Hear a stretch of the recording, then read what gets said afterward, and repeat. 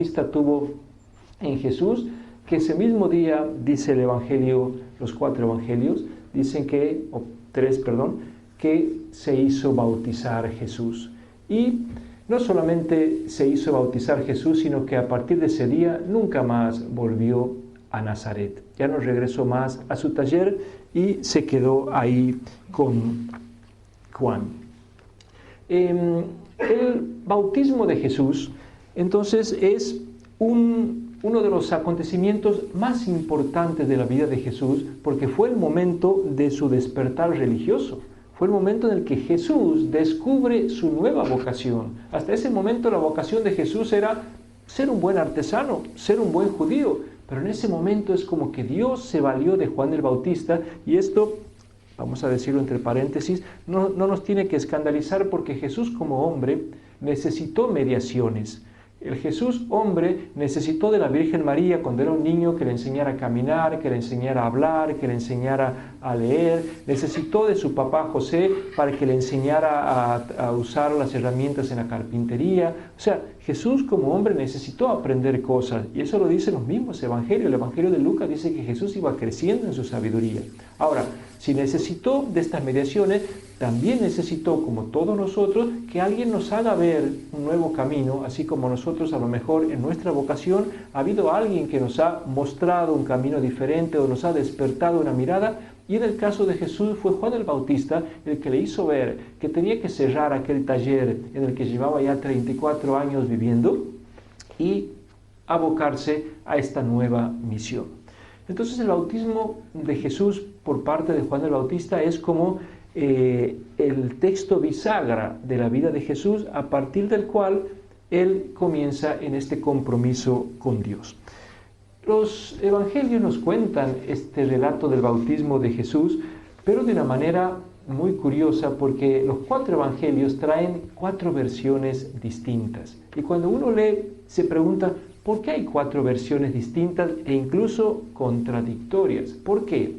La respuesta es porque el bautismo de Jesús fue un hecho muy escandaloso para los primeros cristianos.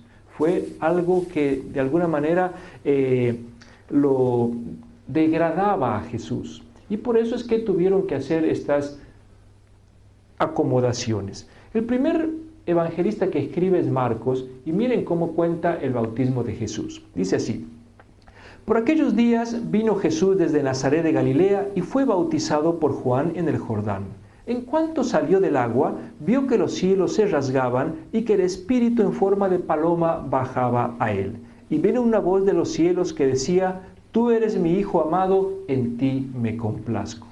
O sea, Marcos dice que cuando Jesús se bautizó pasaron 3 cosas. La primera es que se rasgaron los cielos. ¿Por qué dice esto Marcos? Es la respuesta a una profecía de Isaías. En el libro de Isaías, en el capítulo 63, se cuenta que el pueblo de Israel alrededor del siglo V a.C. estaba tan mal, que el profeta Isaías hace ahí una pequeña oración que dice: ah, Señor, si rasgaras los cielos y bajaras para ayudarnos, ojalá pudieras hendir los cielos, partir los cielos y abrirlos y bajar a ayudarnos, mandarnos alguna ayuda, porque estamos tan mal, que solamente vos, abriendo el cielo y bajando, nos podrías ayudar. Pues bien, dice Marcos que cuando Jesús se bautizó, se rasgaron los cielos para decir que Jesús era la ayuda que Dios mandaba a su pueblo para salvarlo. Pero no era una ayuda cualquiera, no era un favor que mandaba Dios, era nada menos que su Hijo, el que venía rasgando los cielos para presentarse en la tierra. Lo segundo que sucede, dice, es que descendió el Espíritu sobre Jesús. ¿Por qué dice esto Marcos? Es otra profecía. En el año 400 a.C. hubo un profeta llamado Joel que decía que cuando llegara el final de los tiempos, el Espíritu de Dios iba a bajar sobre la tierra, y cuando bajara el Espíritu iba a llegar el final de los tiempos. Pues bien, cuando Jesús se bautiza, dice Marcos, bajó el Espíritu sobre Jesús para decir: quedan inaugurados los nuevos tiempos, no hay que esperar a nadie más. Esta es la última palabra que Dios tiene para darnos a nosotros. Lo tercero que pasa es que se oye una voz en el cielo que dice: tú eres mi Hijo amado, en ti me complazco. Esto también se entiende a partir de un texto del profeta Isaías. Isaías había dicho que iba a aparecer un extraño personaje en algún momento llamado el siervo de Yahvé. Y ese siervo iba a ser el que iba a traer la salvación a este mundo. ¿Cómo se lo iba a reconocer? No se sabía, pero había un rasgo. Era alguien amado por Dios en quien Dios había puesto toda su complacencia.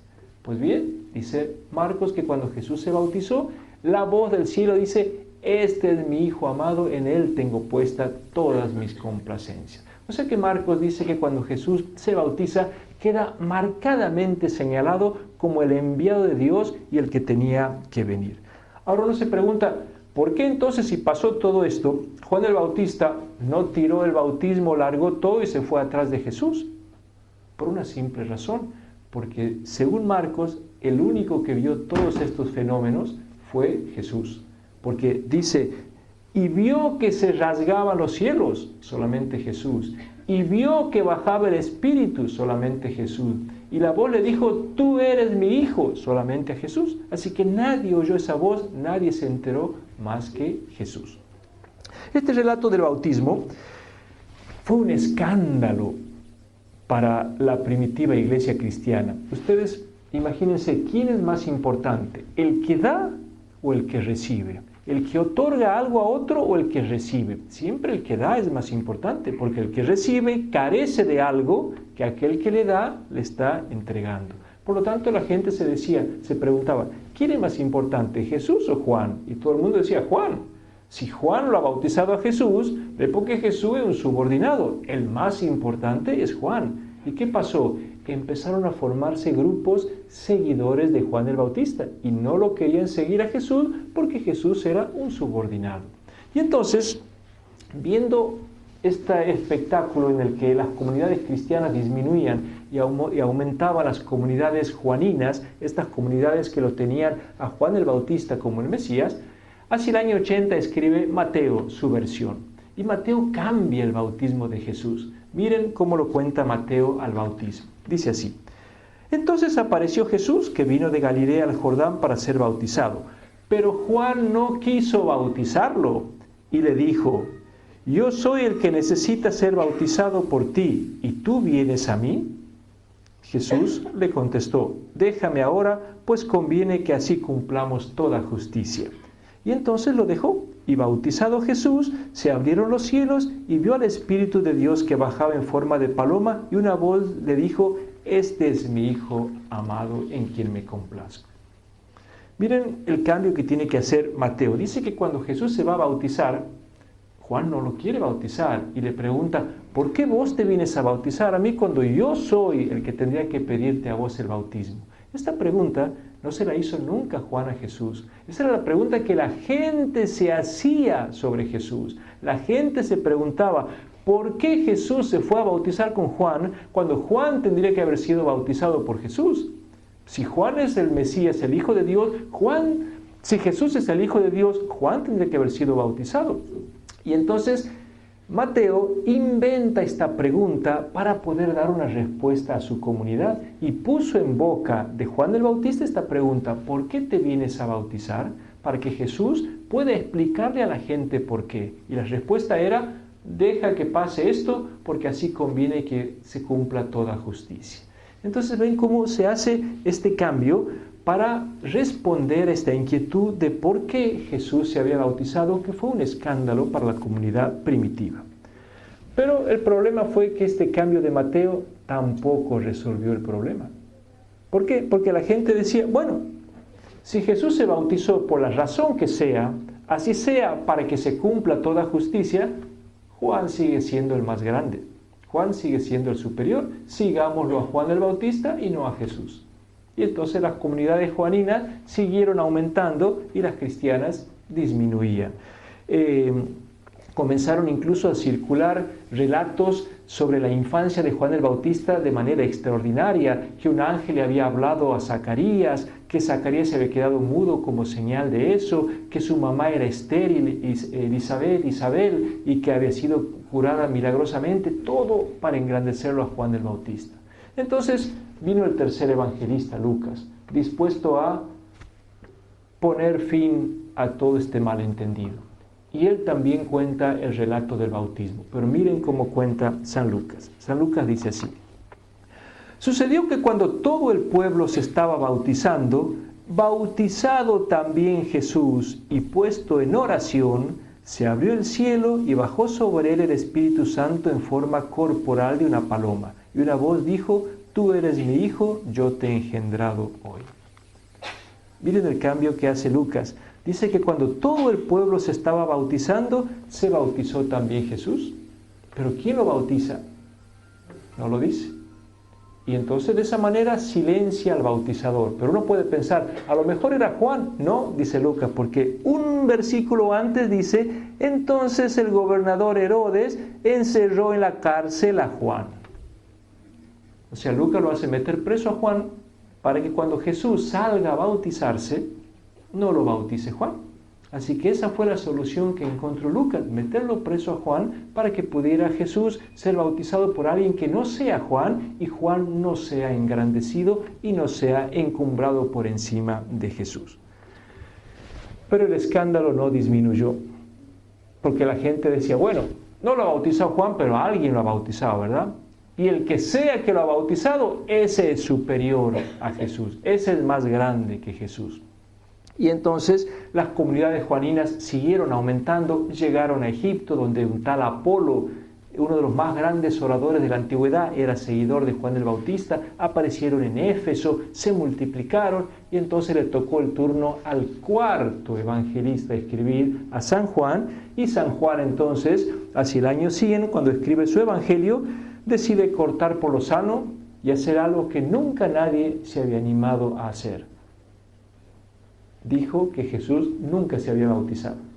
Y entonces hace el relato y dice, más sí, Jesús, ¿saben qué? No se ha bautizado nada. Y con eso terminó el problema, eliminó el bautismo. Solamente cuenta que un día, cuando el Bautista estaba en el desierto, lo ve a Jesús y dice, ese que viene ahí es el Cordero de Dios que quita el pecado del mundo, he visto bajar el Espíritu sobre él. Pero ¿cuándo? No lo dice. No hay bautismo de Jesús en el Evangelio de Juan. Vemos entonces cómo el hecho del bautismo fue tan escandaloso para Jesús y para los primeros cristianos que cada evangelista tuvo que vérselas con él de la mejor manera que pudo, tratando de no faltar a la verdad, pero de convertirla en una buena noticia para los cristianos. ¿Qué pasó después del bautismo de Jesús? Jesús le pidió a Juan el Bautista quedarse como discípulo de él y se quedó en Betania durante un tiempo también con Juan el Bautista. ¿Y qué hizo Jesús en este tiempo? En el Evangelio sabemos, aprendió a bautizar Jesús. 3 veces en los Evangelios se nos dice que Jesús bautizaba porque había aprendido de Juan a bautizar. Empezó a vestirse Jesús también con una piel de camello y con un cinturón en la cintura. Empezó a alimentarse Jesús de langostas y miel silvestre igual que Juan. Se abstenía de pan y de vino. Aprendió a rezar igual que Juan el Bautista. Empezó a hacer ayunos igual que Juan el Bautista.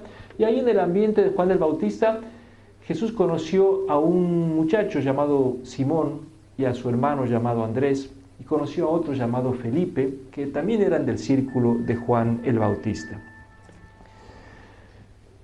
En los sinópticos también tenemos un eco de este periodo de Jesús, porque los evangelios sinópticos nos dicen que Jesús, después de bautizarse, se fue al desierto a hacer